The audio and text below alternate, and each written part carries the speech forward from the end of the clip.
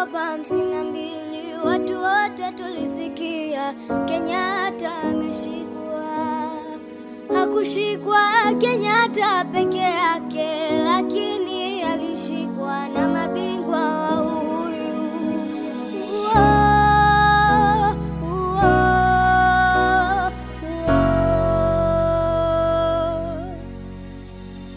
Ilikuwa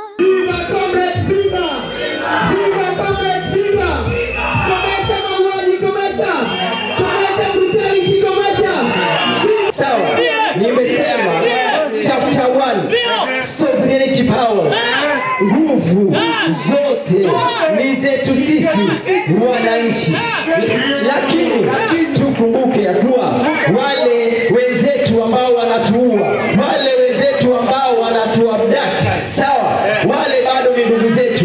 Kuna wale washenzi na kuna wale wazuri. Kwa hivyo sisi tunakemea kwa wale washenzi wanaotufanyia haya mambo. Viva Comrades, viva! Viva Comrades, viva! Viva Comrades, viva! Komesha mauaji, komesha! Komesha brutality, komesha! Komesha brutality, komesha! Komesha brutality, komesha! na mabingwa wa uhuru.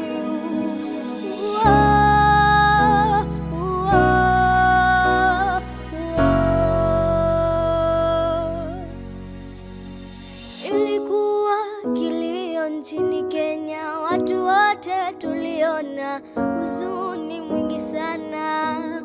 Wakina baba, kina mama na watoto wote walilia machozi wakisema woi,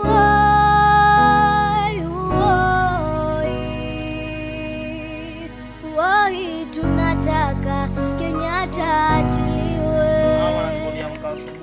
Halo, sisi tumeza bahati mbaya ama nini mtoto? Sasa mimi wangu jamani, maneno gani hao mwambie kijana? Ni mtoto wa kiume mko wewe. Nasikia mdogo tu kuongea mnaanza kusimanga mtu. Hicho nilegesha jikoni ama mtakunwa tena?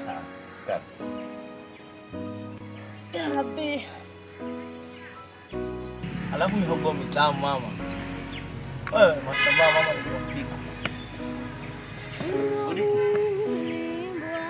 Karibu. Watu wote mnao